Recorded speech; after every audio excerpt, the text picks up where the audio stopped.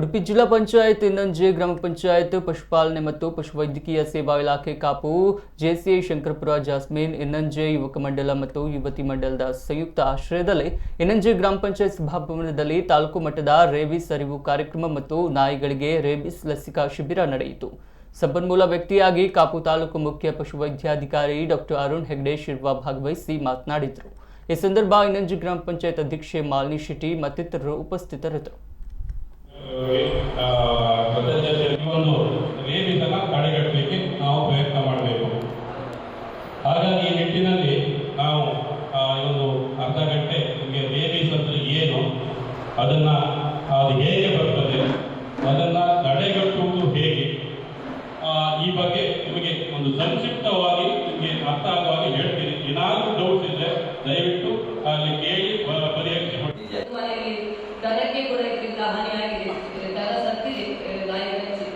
ಅದಕ್ಕಾಗಿ ಈ ಒಂದು ರೇಬಿಸ್ ಲಸಿಕಾ ಕಾರ್ಯಕ್ರಮವನ್ನು ನಾವು ಪಾಂಗಾಳದಲ್ಲಿ ಒಂದು ಹಮ್ಮಿಕೊಂಡಿದ್ದು, ನಮ್ಮ ಪಂಚಾಯತ್ ಸದಸ್ಯರ ಸೋಲು ಪಾಂಗಾಳದವರು ರೇಬಿಸ್ ಬಗ್ಗೆ ಪಾಂಗಾಳದಲ್ಲಿ ತುಂಬ ಇದಿದೆ ಅಂತ ಹೇಳುವಾಗ ಅಲ್ಲಿಂದ ನಾವು ಪ್ರಾರಂಭಿಸ್ತೇವೆ.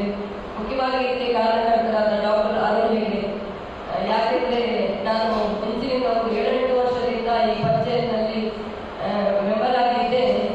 ಆದರೆ ಯಾವುದೇ ಬಗ್ಗೆ ಒಂದು ಪಶು ಇಲಾಖೆಗೆ ಕಾಲ್ ಮಾಡಿ ಹೇಳುವಾಗ ಸ್ಪಂದನೆ ಸರಿಯಾಗಿ ಬರ್ತಿರಲಿಲ್ಲ ಸರ್. ಇದು ನಾನು ನಿಜವಾಗಿ ಹೇಳುವಂಥದ್ದು.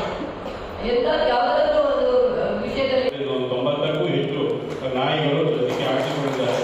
60ಕ್ಕೂ ಹೆಚ್ಚು ಜನ ನಮ್ಮ ಮನೆಯಿಂದ ನಾಯಿಗಳನ್ನು ತಂದು ಲಸಿಕೆ ಹಾಕಿಕೊಂಡಿದ್ದಾರೆ. ಇನ್ನೂ ಬರ್ತಾ ಇದೆ.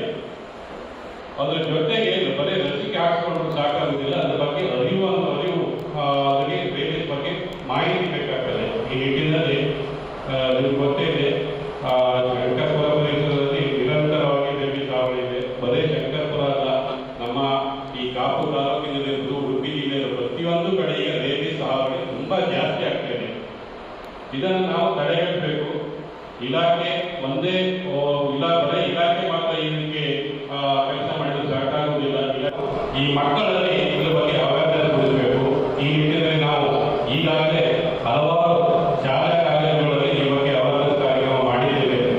ಈ ವರ್ಷ